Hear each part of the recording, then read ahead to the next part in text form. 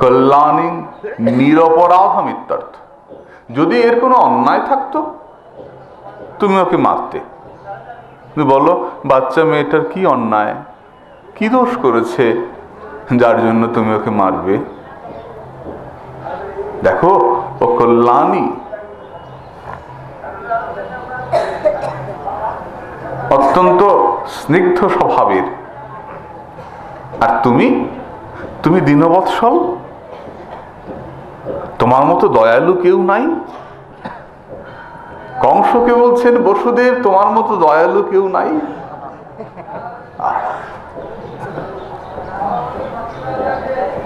তুমি কতদিন তো দীনবৎসল, তুমি দিন, সে দিন মেয়ে দীনা আর তুমি দীনবৎসল। দীনহীনকে তুমি কত কৃপা করে থাকো।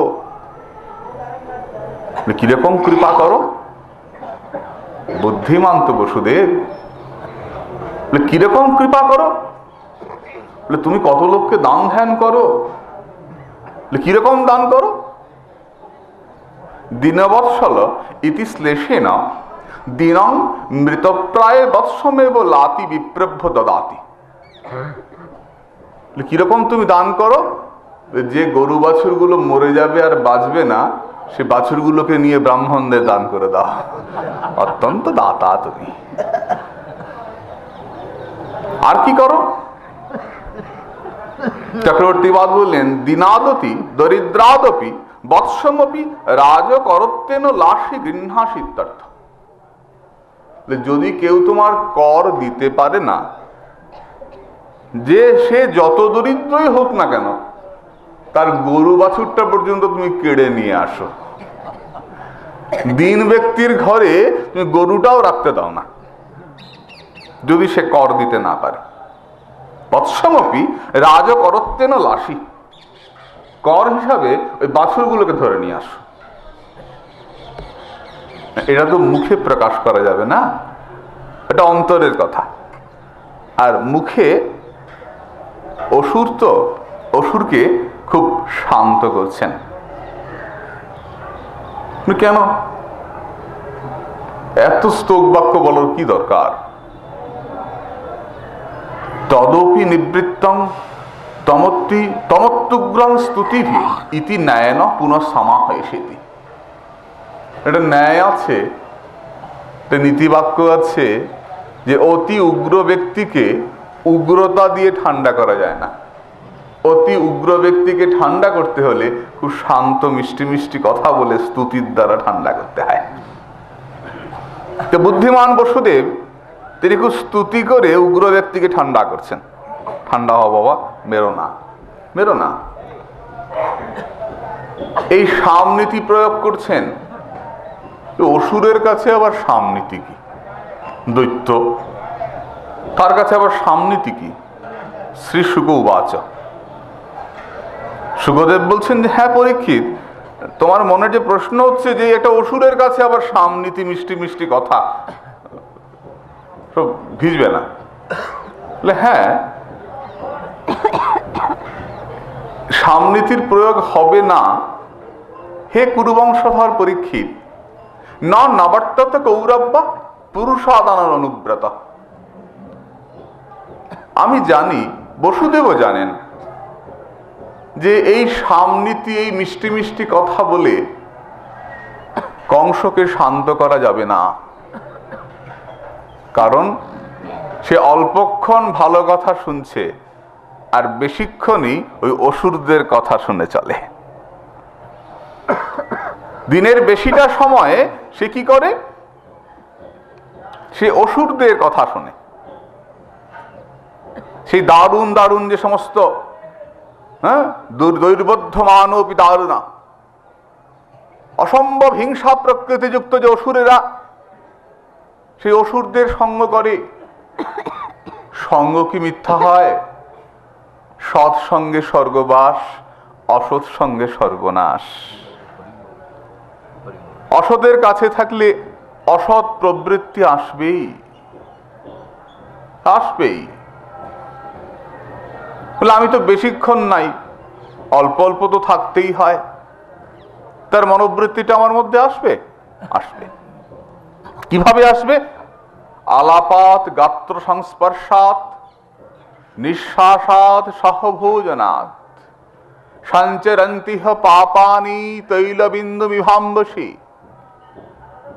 যদি অসৎ ব্যক্তির সঙ্গে আলাপ করি তাহলে তার মনোবৃত্তিটা আমার মধ্যে এসে পড়বে। অসৎ ব্যক্তির গায়ে গা লাগে, তার মনোবৃত্তিটা আমার মধ্যে এসে পড়বে।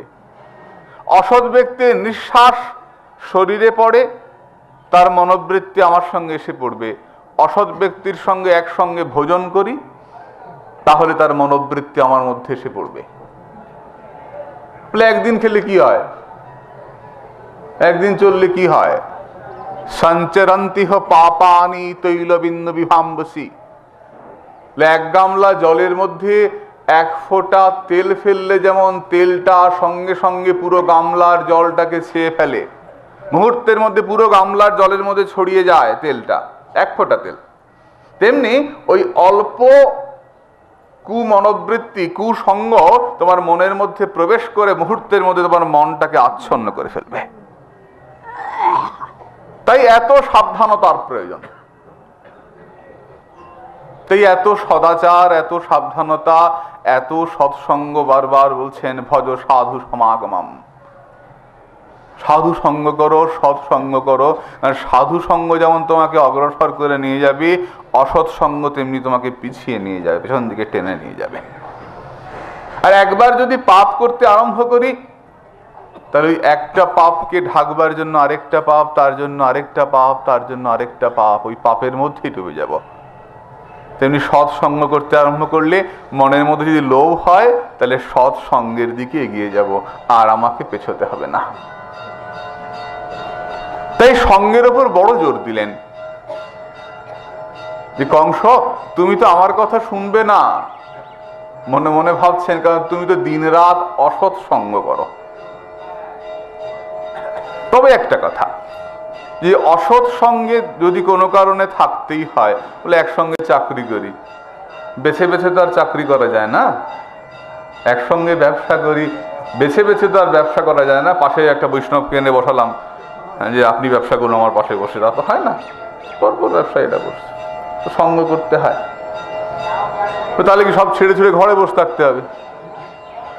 বললেন যে তুমি যদি অসৎ সঙ্গে থেকেও মনটা যদি তোমার গোবিন্দ পাদপদ্মে থাকে, সৎ সঙ্গে থাকে, তাহলে অসৎ সঙ্গ তোমার খুব একটা ক্ষতি করতে পারবে না। প্রমাণ তুলছেন অক্রুর মহারাজ। অক্রুরকে যখন কংস আদেশ করলেন তুমি বৃন্দাবনে যাও, কৃষ্ণ বলরামকে ধরে নিয়ে এসো, নেমন্তন্ন দিয়ে নিয়ে এসো, অক্রুর তো যাচ্ছেন বৃন্দাবনে, যাচ্ছেন আর মনে মনে চিন্তা করছেন এবং এতৎ চিন্তায়, মনে মনে ভাবছেন যে আমি তো কোনো সৎসঙ্গ করি নাই, আমি তো কোনো সৎ কর্ম করি নাই, আমি তো কোনো দান ধ্যান করি নাই, আমি তো কোনো তপস্যা করি নাই, তাহলে আমার আজকে বৃন্দাবন বাস হচ্ছে কেন? আমি আজকে বৃন্দাবন যাচ্ছি কেন? সৎসঙ্গে স্বর্গবাস, অসৎ সঙ্গে সর্বনাশ। আমি তো অসতের সঙ্গ করেছি, কংসের সঙ্গ করেছি, সারাদিন কংসের সঙ্গে কাটিয়েছি, আর আজকে আমার মতো অধমের বৃন্দাবন যাত্রা হচ্ছে। কি করে সম্ভব? যখন কংসের অত্যাচারে সকলে ছেড়ে পালিয়ে যাচ্ছেন, অক্রুর তো গেলেন না পালিয়ে কেন? অক্রুর মনে মনে ভাবছেন হে কৃষ্ণ, আমার দৃঢ় বিশ্বাস তুমি একবার মথুরায় আসবে, কারণ এখানে তোমার মা বাবাকে বেঁধে রেখেছে কংস। তুমি সকলের বন্ধন মোচন করো, আর মা বাবার বন্ধন মোচন করবে না? ওই বাবার বন্ধন মোচন করতে একবার তুমি মথুরায় আসবে, আর যখন তুমি মথুরায় আসবে তখন আমি তোমার চরণে পড়ে আমার চোখের জলে তোমার চরণ ধুয়ে দেব, তখন তোমার চরণ দর্শন করবো। আমার তো এমন সৌভাগ্য নাই যাই বৃন্দাবনে যাই, কিন্তু আমার মনে বিশ্বাস, হে দীননাথ, হে ভক্তবৎসল, একবার তুমি মথুরায় আসবে, আমি একবার তোমার চরণ পাবো। ছিলেন কংসের সঙ্গে, বিশ্বাসটি গোবিন্দ চরণে, মনটি গোবিন্দ চরণে। বৃন্দাবনের চবুতারা তাহে মোর মনঘেরা, কহে দিন নরোত্তম দাস। মনটি সেখানে, অসতের সঙ্গে থাকলেও তাকে ক্ষতি করতে পারে নাই, তার বৃন্দাবন বাস হয়েছে। কিন্তু এখানে কংস উঠতে বসতে খেতে শুতে তার কৃষ্ণ চিন্তা হয়েছে,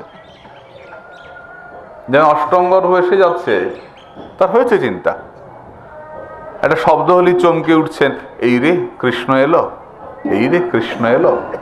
কৃষ্ণ চিন্তা করেছেন, কিন্তু শত্রু রূপে করেছেন, মিত্র রূপে করেন নাই, প্রভু রূপে করেন নাই। তাই বসুদেব বলছেন যে আমি জানি তোমার কোনো কাজ হবে না, এই যেসব কথা বলছি এতে বিশেষ কিছু কাজ হবে না জানি, কিন্তু তবু বলছি। কেন বলছি বলো তো?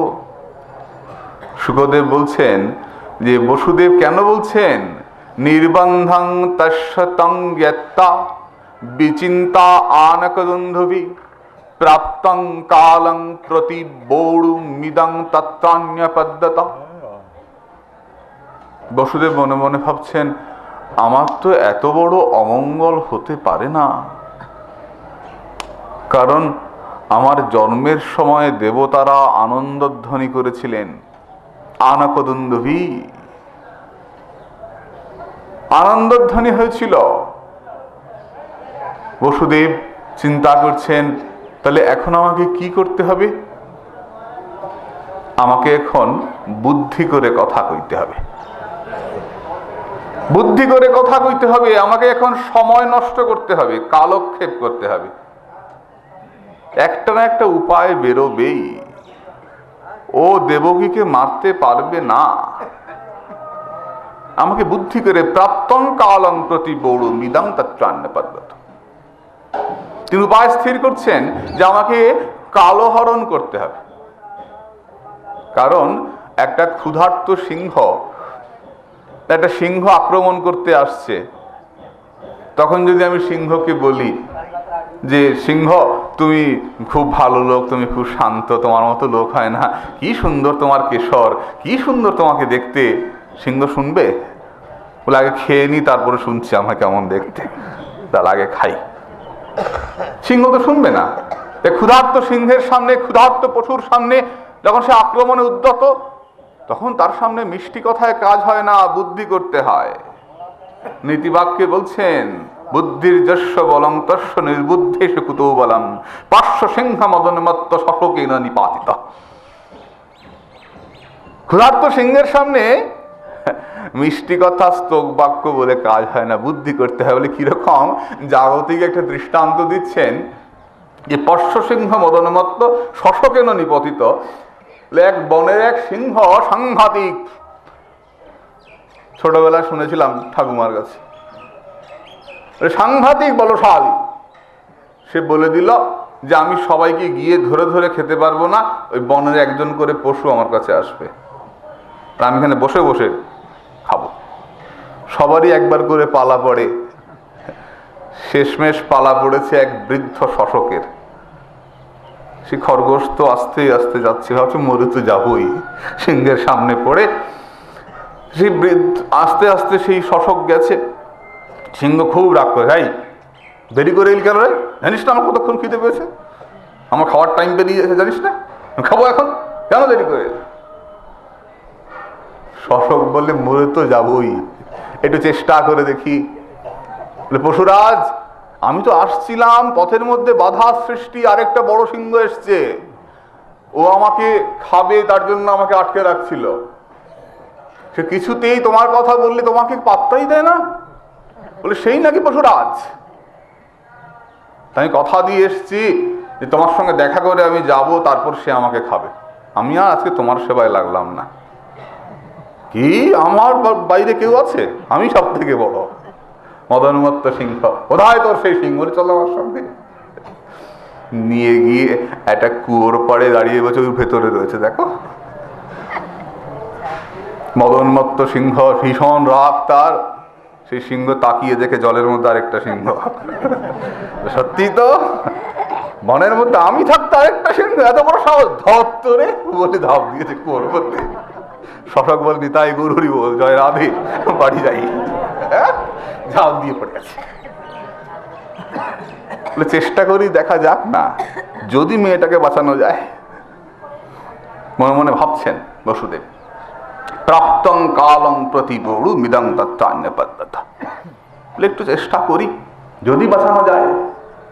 মৃত্যু বুদ্ধির মতাবুঝ্য যাবদ বুদ্ধি বলোদয়ম যদ্দশৌ ন নিবর্তিত না অপরাধস্তি দেহিনা। যতক্ষণ পর্যন্ত তোমার বুদ্ধির জোর আছে ততক্ষণ পর্যন্ত তুমি তোমার মৃত্যুকে ঠেকাবার চেষ্টা করবে, আসন্ন মৃত্যু প্রতিকারের উপায় চিন্তা করবে। যদি চেষ্টা করেও তুমি না পারো তাহলে তোমাকে কোনো দোষ স্পর্শ করবে না।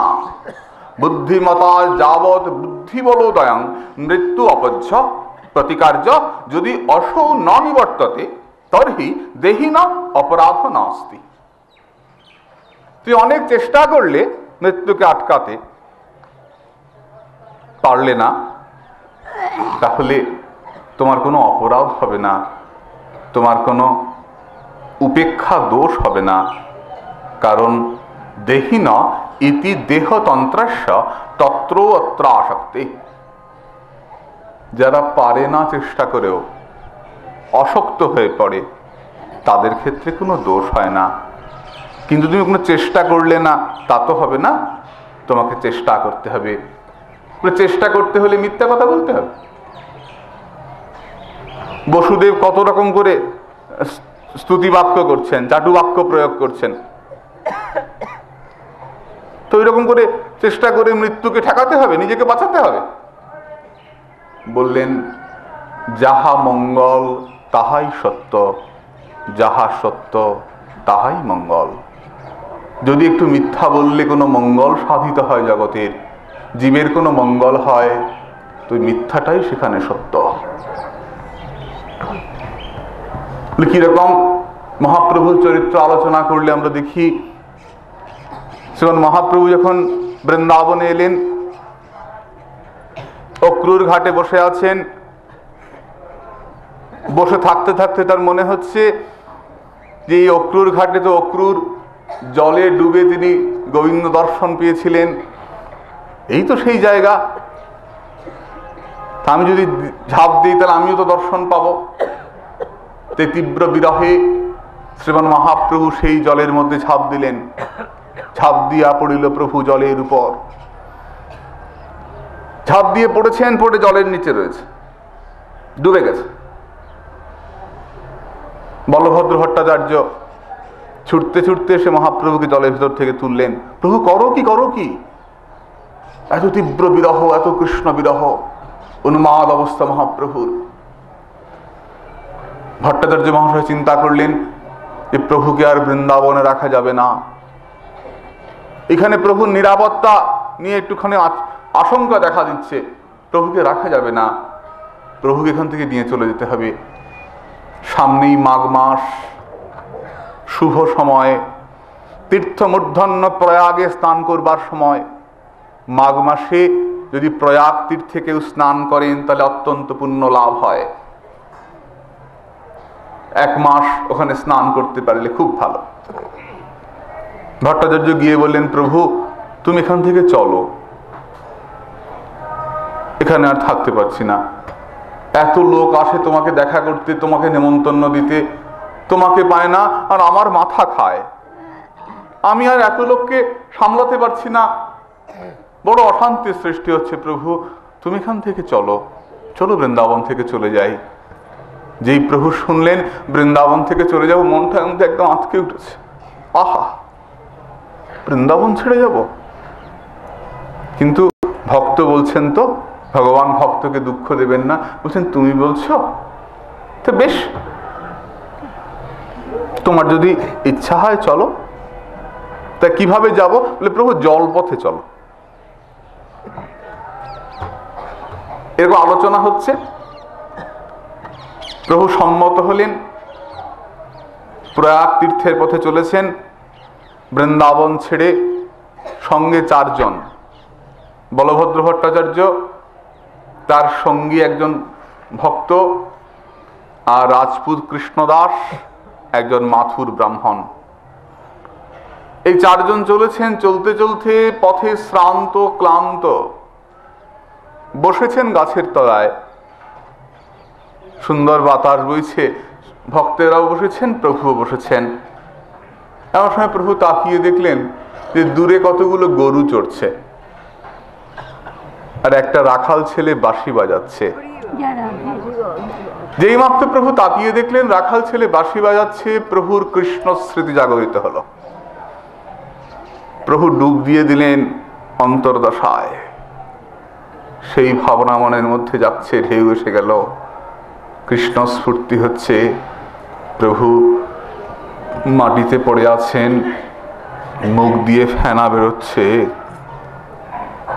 অস্পষ্ট উচ্চারণ, প্রভু পড়ে আছেন।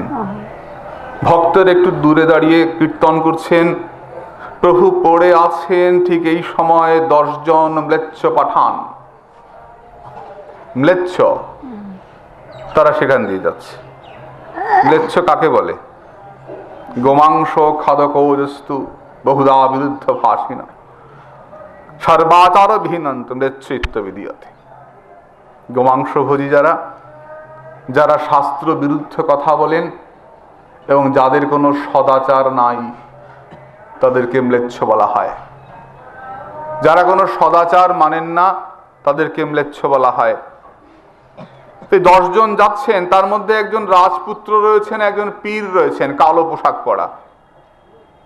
রাজপুত্রের নাম বিজুলি খান। তারা প্রভুকে ওইভাবে পড়ে থাকতে দেখে নেমেছেন। নেমে ভাবছেন যে এই সাধুর কাছে নিশ্চয়ই অনেক মোহর ছিল, নিশ্চয়ই অনেক টাকা পয়সা ছিল। আর ওই 4টে লোক, ওরা সাধুকে ধুত্রার গোটা খাইয়ে, সাধুকে অবশ করে, সাধুর কাছ থেকে পয়সা করি সব কেড়ে নিয়েছে। ধর্তরে, ধর্তরে বলতে বাঙালি 2 জন, ভট্টাচার্য এবং তার ভক্ত। ভীতু বাঙালি তো, আর পশ্চিমা 2 জন, এই মাথুর বিপ্রা রাজপুত কৃষ্ণদাস, তেড়ে পড়ে উঠেছে। কে আমাদের ধরে? হ্যাঁ, তোমরা এমনি করে সাধুকে সব ধুত্রা খাইয়ে সব কেড়ে কুড়ে নিয়ে গেছো, ভাত ধর মার। একজন বলছেন, কি আমাকে বাঁধবে? এই গ্রামেই আমার ঘর, জানো? আমি ডাক দিলে 100 সৈন্য চলে আসবে, এখন 200 কামান নিয়ে চলে আসবে। আদৌ নয়, আদৌ সত্যি কথা নয়, কিন্তু প্রাণ সংকট কালে, প্রাণ সংকট উপস্থিত, এখানে বুদ্ধি করে কথা কইতে হবে। যে ঠক ঠক ঠক ঠক করে কাপড় ধরে ফেলবে তো। কে আমাকে বাঁধবে? ধর দেখে কে বাঁধে? মাথুর ব্রাহ্মণ বলছেন, জানো একটু পরেই আমার কত লোক দাঁড়িয়ে আছে, একটুখানি এগোলেই আমার সব লোকজন পাবো। যদি ধরে নিয়ে আসি না ওদেরকে বলে, তোমাদেরকে ধরে একটু সঙ্গে সঙ্গে শেষ করে ফেলবে। ধর দেখে কে? 2 দলে খুব তক্ক বিতক্ক হচ্ছে। ঠিক আছে, বাঁধো। সাধু উঠুন, তারপর জিজ্ঞাসা করবে। জিজ্ঞাসা করে যদি সাধু বলেন যে আমরা ক্ষতি করেছি, মারবে। সাধু উঠুন আগে। অপেক্ষা করছেন। দেখতে দেখতে প্রভুর চেতনা ফিরে এলো, ভাব প্রশমিত হলো। পাঠানেরা গিয়ে জিজ্ঞাসা করছেন যে, বলো সাধু, ও ঠাকুর, এরা কি ঠক? তোমাকে কি বেঁধে সব নিয়ে নিয়েছে? প্রভু বলছেন, না না, ঠক নহে মোর সঙ্গী জন, ভিক্ষুক সন্ন্যাসী, মোর নাহি কিছু ধন। আমার কিচ্ছু নাই গো, আমি তো ভিক্ষুক। ওরা আমার সঙ্গে যাচ্ছে, ওরা আমায় ঠকাবে কেন? আমায় বেঁধে নেবে কেন? তাহলে তুমি যে পড়েছিলে আর তোমার মুখ দিয়ে যে ফেনা বেরোচ্ছিল, অস্পষ্ট কথা বলছিলে, এটা কি করে হলো? প্রভু বললেন, মৃগী ব্যাধিতে আমি হই অচেতন, এই চারি দয়া করি করেন পালন। আমার তো মৃগী রোগ আছে কি না? দেখো না, মৃগী রোগ হলে কেমন করে পড়ে যায় মানুষ, যখন তখন পড়ে যায়। তা আমার তো মৃগী রোগ আছে কি না, তা আমিও এমনি করে পড়ে যাই। জানো, এরা আমার ঠগ নয়, এরা খুব আদর করে আমাকে পরিপালন করছেন। আমার রোগ আছে কি না? মা কোনদিন শুনেছ মহাপ্রভুর মৃগী রোগ ছিল? কোনদিন শুনেছ? তো প্রভু তো মিথ্যা বলে না, তো এখানে বলছেন যে আমার মৃগী রোগ ছিল।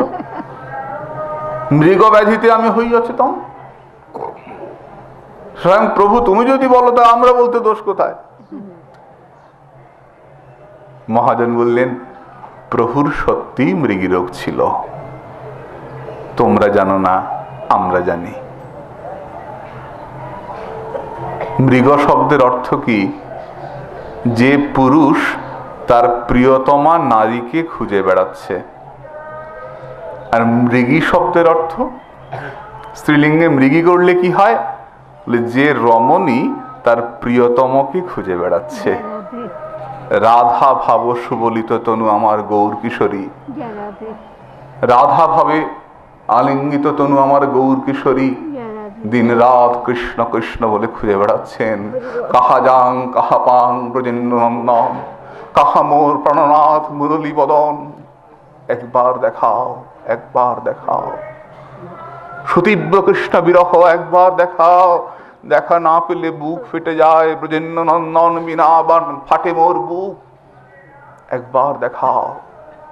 কি সুতীব্র বিরহ আমরা মহাপ্রভুর জীবনে দেখেছি। কখনো মাংস হাড় থেকে ঝুলে পড়ছে, কখনো হাত পাগুলো শরীরের ভেতর ঢুকে যাচ্ছে গুরুম আকৃতি, কখনো সমুদ্রে ঝাঁপিয়ে পড়ছেন, কখনো পাথরের দেয়ালে মুখ ঘষছেন। ভাবো তো একবার, অমন সুন্দর একটা সোনার ঠাকুর, অত সুন্দর বিগ্রহ, মধুরং মধুরং, সৌন্দর্যে কাম কোটি, সকল জন সমাল্লাধনে চন্দ্র কোটি, বাৎসল্যে মাতৃকোটি কোটি ঔদার্য সারে। অমন সৌন্দর্যে কাম কোটি, কোটি মদনকে এক করলেও যার সৌন্দর্যের কোনো তুলনা হয় না। এমন সুন্দর আমার গৌর সুন্দর, গোরা রূপের তুলনা কি দিব? নিরজনে বসি বিধি, গড়িল গৌরাঙ্গ নিধি, নিরবধি বাসনা হেরিব। না জানি কেমন করে সাজায়েছে, মহাজনের কি আস্বাদন। তো অমন সোনার ঠাকুর, ভাবুন তো একবার, এই গম্ভীরার ওই ছোট্ট ঘরটার মধ্যে বসে আজও সেই গৌর গম্ভীরা রয়েছেন, আজও সেই প্রদীপ জ্বলছেন, আজও লীলা নিত্য। এই ছোট্ট ঘরটার মধ্যে বসে অমন সোনার গৌর পাথরের দেয়ালে মুখ ঘষছে, মুখ ঘষতে ঘষতে দাঁতগুলো নড়ে যাচ্ছে, শরীরে রোমকূপে রোমকূপে রক্তোদ্গম, কখনো শরীরটা বিরাট বড় হয়ে যাচ্ছে, কখনো ছোট হয়ে যাচ্ছে। কি সাত্ত্বিক বিকার, কি তীব্র বিরহ। কখনো চোখের জলে পূর্ণ হইল নিম্ন খালে, প্রিয়তমকে দর্শন করছেন, জগন্নাথকে দর্শন করছেন, চোখ দিয়ে জল পড়ছে, নিচের গর্ত পূর্ণ হয়ে যাচ্ছে চোখের জলে। কি তীব্র বিরহ। বিরহ শেখাতে এসছেন তো প্রভু আমাদের। বৈরাগ্য বিদ্যা নিজে ভক্তি যোগ, শিক্ষার্থমেক পুরুষ পুরাণ, শ্রীকৃষ্ণ চৈতন্য শরীরধারী কৃপাম্বুদিজাস্ত মহান্তপদ্যে, কালান্নষ্টং ভক্তি যোগাং নিজাং যা প্রাদুষ্কর্তুং কৃষ্ণ চৈতন্য নামা, আবির্ভূত হস্তস্য পদারবিন্দে, গাঢ়ং গাঢ়ং লিয়তাং চিত্তভিঙ্গ। ওগো মন, যদি কাউকে ভজনা করতে হয়, কাউকে ভালোবাসতে হয়, কারো চরণে মন দিতে হয়, যিনি আমাদের বৈরাগ্য শেখাতে এসছেন, যিনি আচরণ করে আমাদের ভক্তিযোগ শেখাতে এসছেন, সেই বিরহের মূর্তি, সেই বিপ্রলম্ভ রসের ঘনীভূত মূর্তি আমার গৌর চরণে হা গৌর বলে আত্মসমর্পণ করো। ওই গৌর ছাড়া যে গতি নাই। সখী আমি একা মজি নাই গো, অরূপ যে দেখেছে সেই মজেছে, তার চরণে বিকায়েছে, গৌর আমি তোমার হলাম বলে। তার চরণে আত্মসমর্পণ করো। যদি বিরহ শিখতে চাও, আস্বাদন পেতে চাও, প্রাণ ভরে বলো বঞ্চিতস্মি বঞ্চিতস্মি বঞ্চিতস্মি ন সংশয়, বিশ্বং গৌর রসমগ্নং স্পর্শপি মম না ভবৎ। আমি বঞ্চিত হলাম, বঞ্চিত হলাম, বঞ্চিত হলাম, সমস্ত বিশ্ব আজ গৌর রসে মগ্ন হইল। ধিক মরে শতধিক, সেই রস মরে না স্পর্শিল। সবাই গৌর পেল, আমার গৌর পাওয়া হলো না। আকুল হয়ে বলো। তীব্র বিরহ, মহাপ্রভুর দিব্য ভাব জীবন আলোচনা করলে দেখা যায় মহাপ্রভুর তীব্র কৃষ্ণ বিরহ। একবার দেখাও। চিৎকার করে কেঁদে বলছেন, স্বরূপ একবার কৃষ্ণ দেখাও, নালে বাঁচতে পারি না। সত্যি সত্যি তো মৃগীরোগী, নিরন্তর কৃষ্ণ অন্বেষণ করছেন যিনি, যে রমণী, একবার দেখাও নালে পারি না। যখন প্রভু কিছুতেই স্থির হচ্ছেন না, স্বরূপ তার হাতে দিয়েছেন একটা আয়না, দর্পণ তুলে দিয়েছেন। প্রভু কৃষ্ণ দেখতে চাও, এই দেখো। আয়নাটা দেখা মাত্র, নিজের ছবি দেখা মাত্র ছুঁড়ে ফেলে দিয়ে বলছেন, তুমি জানো না সন্ন্যাসীর আয়না দেখতে নাই, দর্পণ দর্শন নিষিদ্ধ। জানি প্রভু। তাহলে আমার হাত দর্পণ দিলে যে কি করব?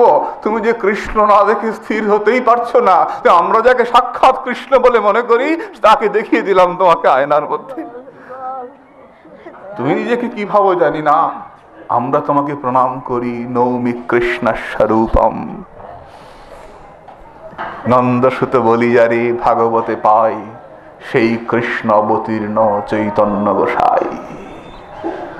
আমরা যাকে কৃষ্ণ বলে মনে করি তাকে দেখালাম, তুমি দর্শন করো। সত্যিই তো তীব্র বিরহ, সত্যিই তো তিনি মৃগী রোগী। প্রভু তো মিথ্যে বলেন নাই। প্রভু বলছেন আমি মৃগব্যাধিতে আচ্ছন্ন। মৃগী শব্দের অর্থ আমরা কি পেলাম?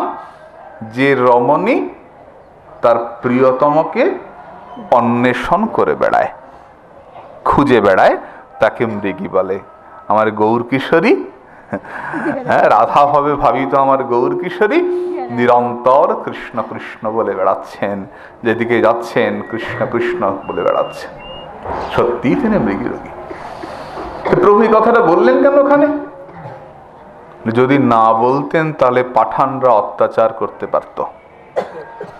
প্রভু যখন এইরকম বললেন, তখন পাঠানদের মধ্যে যিনি পীর ছিলেন তিনি এসে বললেন, তোমাকে দেখে মনে হচ্ছে তুমি গোসাই, তোমার মধ্যে ভগবানের আবেশ রয়েছে, এসো তোমার সঙ্গে একটু কথা বলি। দুজনে তর্ক আরম্ভ হলো, আলোচনা আরম্ভ হলো নির্বিশেষ ব্রহ্ম নিয়ে। প্রভুর সঙ্গে আলোচনা করতে করতে সেই পীর, সেই ম্লেচ্ছ পাঠান মহাপ্রভুর চরণে লুটিয়ে পড়ে বলছেন, হা কৃষ্ণ, হা কৃষ্ণ, হা কৃষ্ণ। এই রাজকুমার বিজুলি খান মহাপ্রভুর চরণে এসে পড়ে প্রণাম করছেন। আর প্রণাম করা মাত্র আমার গৌর সুন্দর কি করলেন? তার দুখানি শ্রীচরণ তুলে দিলেন সেই রাজপুত্রের মাথায়। কৃপা হয়ে গেল। তো প্রভু এখানে একটু বুদ্ধি করে কথা বললেন। বুদ্ধি করে কথা বলে ওই ভক্তদের প্রাণ রক্ষা করলেন, নিজের রক্ষা হলো, এবং ওই পাঠানদেরকেও কৃপা করলেন। গোসাইপাদ বলছেন, যতক্ষণ পর্যন্ত তোমার বুদ্ধির বল রয়েছে, যতক্ষণ পর্যন্ত তোমার বুদ্ধির তীক্ষ্ণতা রয়েছে, ততক্ষণ তুমি পিছিয়ে যেও না। তুমি বুদ্ধি করে কথা বলো, তুমি মৃত্যু প্রতিকারে যত্নবান হও। যদি চেষ্টা করেও তুমি আটকাতে না পারো, তাহলে সেটা দোষের কিছু হবে না। বসুদেব ভাবছেন আমি কালক্ষেপ করি। যদি আমি দেবকীকে পুত্র জন্ম পর্যন্ত বাঁচাতে পারি তাহলে, আর যদি এই পুত্র জন্মাবার আগে বলা তো যায় না, অদৃষ্টের কি বিধান, যদি পুত্র জন্মাবার আগেই কংস মরে যায় তাহলে আর দেবকী তো মরবে না। আর যদি কংস না মরে, পুত্র জন্মেই যায়, তাহলে পুত্র কংসকে মারবে, তাহলে দেবকী মরবে না। মনে মনে চিন্তা করছে, তাহলে কি করা যায়? প্রদায় মৃত্যবী পুত্রান মোচয়ে কৃপণামিমাম সুতামে যদি যায়নন মৃত্যুর বানামৃয়তে চেত। আচ্ছা, দেবকীকে না হয় বাঁচালাম, কিন্তু কংস কি সাক্ষাৎ মৃত্যু। কংস যে কথা, মৃত্যুও সেই কথা, তো মারবেই। আচ্ছা, দেবকীকে বাঁচালাম, দেবকীরও ছেলে হলো, কিন্তু তারপর যদি কংস প্রথম ছেলেটাকে মেরে দেয়, অষ্টম গর্ভ কংসকে মারবে, তো অষ্টম গর্ভ আস্তে আস্তে এর আগে তো 7টা ছেলে হবে, তো যদি একটা পর কংস মারতে থাকে তাহলে তো আমার সেই আশঙ্কা থেকেই গেল, আমার ছেলেগুলো তো সেই মরেই যাবে।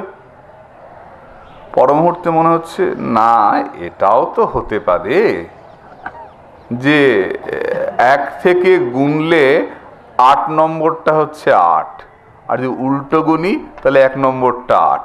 দেবতাদের গণনা তো বলা যায় না, কিভাবে বলেছেন তারা।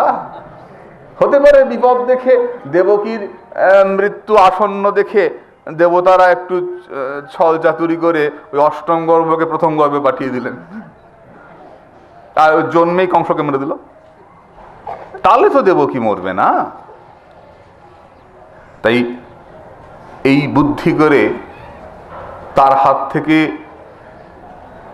বাঁচাবার জন্যে তিনি বলছেন, বিপর্যয় বা কিং ন সদ্গতির ধাতু দূরত্বয়া উপস্থিত নিবর্তিত নিবৃত্ত পুনরাপতে।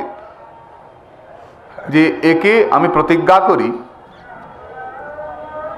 যে আমার যতগুলো ছেলে হবে, এই ছেলেগুলোকে আমি এর হাতে দান করে দেব। ছেলেদেরকে এর হাতে দান করতে পারি, তাহলে আর দেবকীকে মারবে না। আর এইটুকু সময়ের মধ্যে, খুব সুন্দর বলছেন যে এইটুকু সময়ের মধ্যে আমরা যদি প্রাণ ভরে হরি ভজন করি, ভগবান তো ভক্তকে রক্ষা করেন। এখন যদি মৃত্যুটা ঠেকিয়ে দিতে পারি, আর তারপরে পুত্র আসতে তো সময় আছে খানিকটা, এইটুকু সময়ের মধ্যে যদি আমরা প্রাণ ভরে হরি ভজন করি, আর ভগবানের কৃপায় হতে পারে পুত্র জন্ম হওয়ার আগেই কংস মরে গেল। ভগবত ইচ্ছায় কি হতে পারে, কি না হতে পারে। জীবের মনেতে যদি কোটি বাঞ্ছা হয়, কৃষ্ণ ইচ্ছা বিনে তা কভু সিদ্ধ নয়। তাই আমি মৃত্যুকে আটকাতে পারি।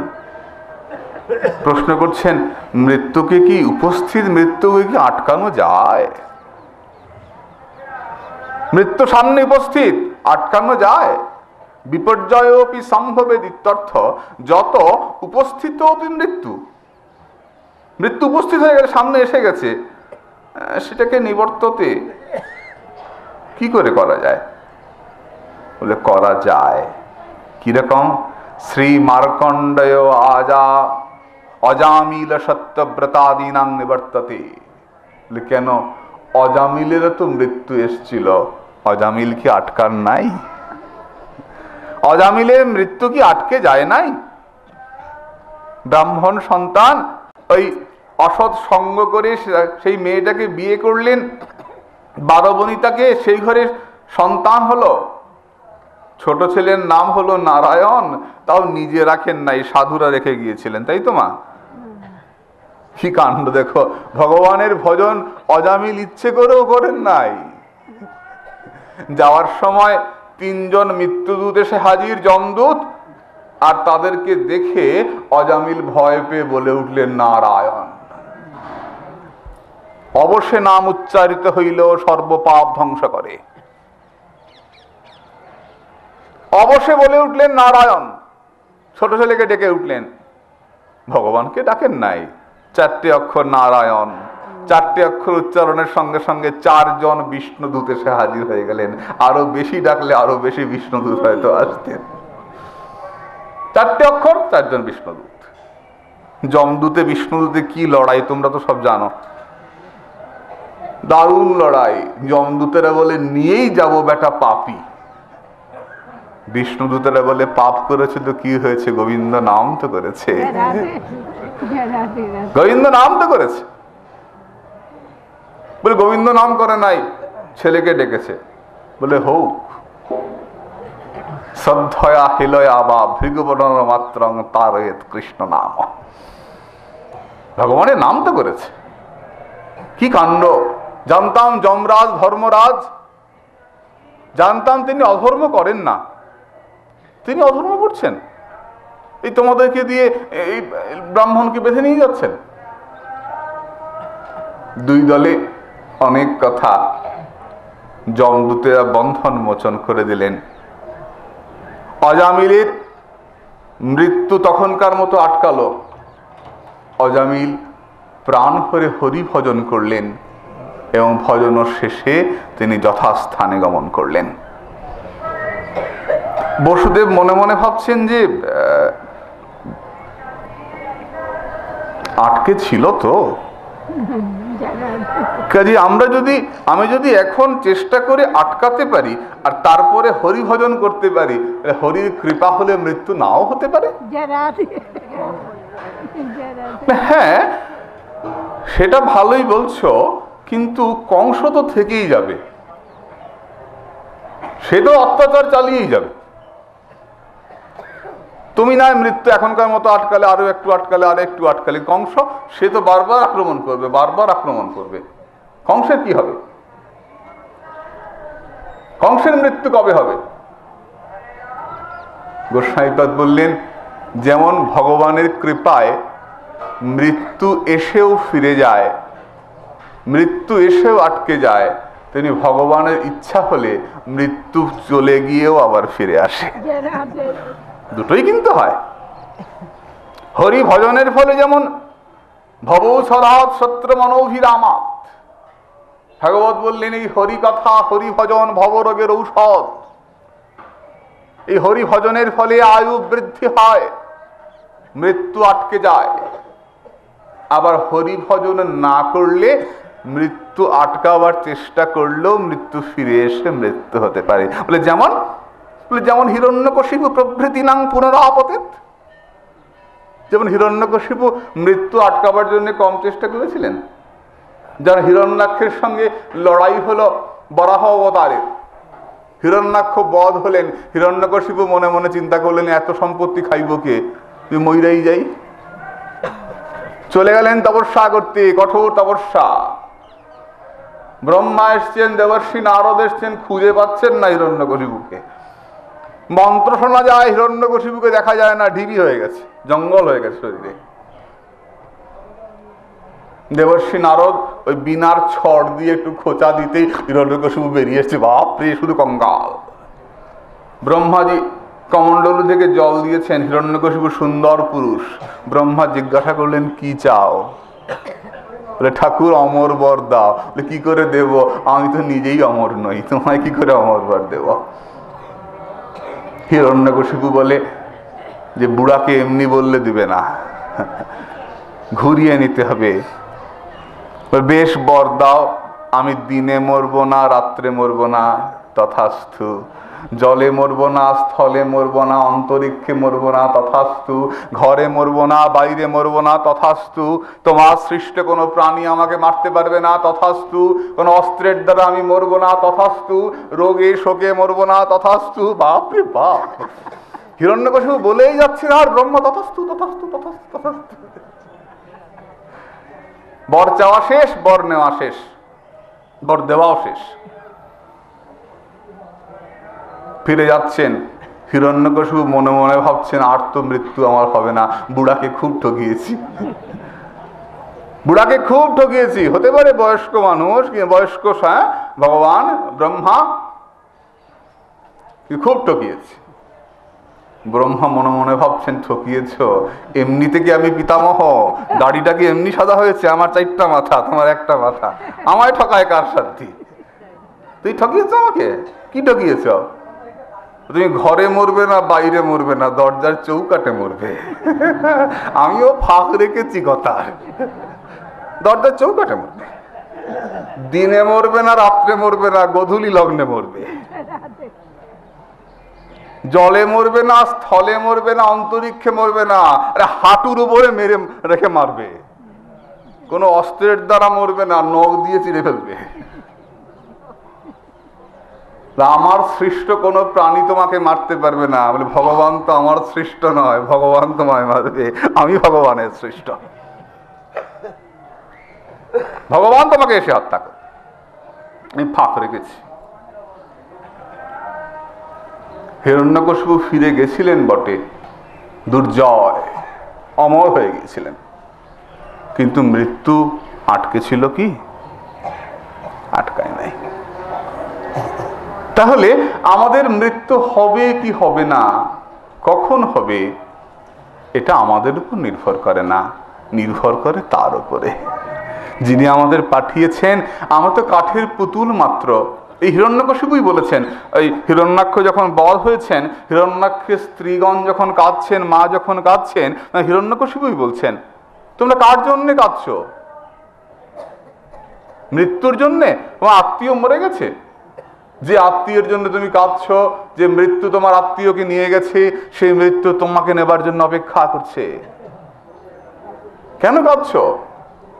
হিরণ্যকশিপুই সান্ত্বনা দিয়েছেন, মৃত্যু যদি হবার হয় তাহলে আটকানো যায় না। বলে কোনোভাবেই কি আটকানো যায় না?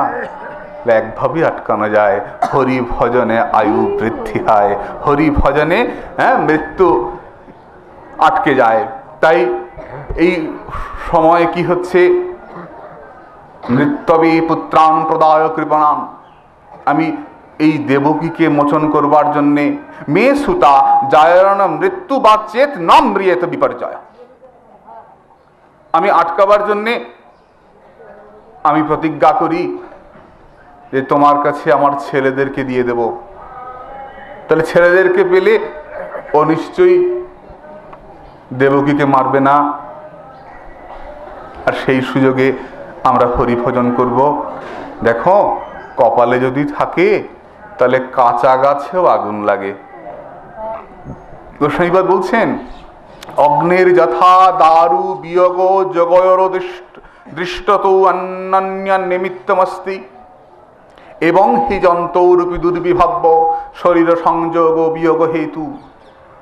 যদি হবার হয় তাহলে বনের মধ্যে কাঁচা গাছ দাউ দাউ করে চলে যায়, আর যদি হবার না হয় তাহলে শুকনো কাঠও পড়ে না।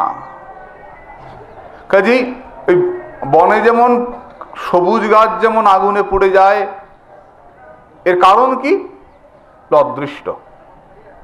অদৃষ্ট ছাড়া যেমন এর কোনো কারণ নাই, তেমনি আমাদের শরীরের সঙ্গে আমাদের জীবাত্মার কখন যোগ হবে, কখন বিয়োগ হবে, এটা একমাত্র কারণ অদৃষ্ট। অদৃষ্ট ছাড়া কোনো কারণ নাই। তাই বসুদেব বড় আদর করে স্তুতি করছেন, আবার স্তুতি করতে আরম্ভ করলেন কংসকে।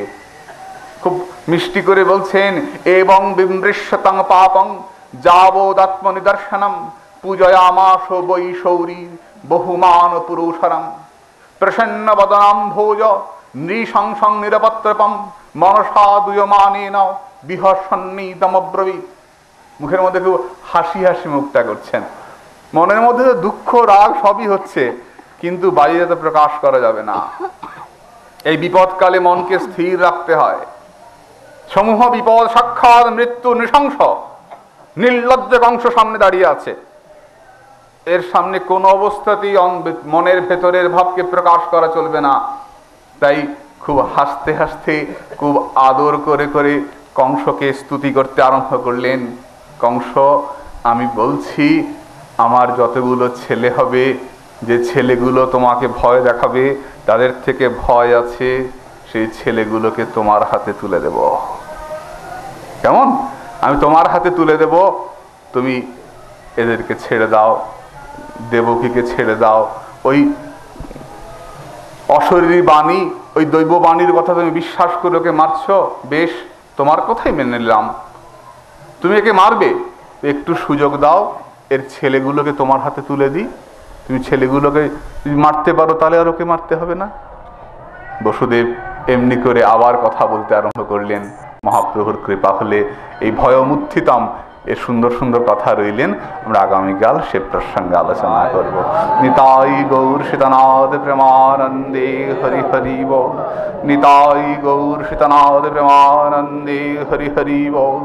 নিতাই গৌর সীতানাথ প্রেমানন্দে হরি হরি।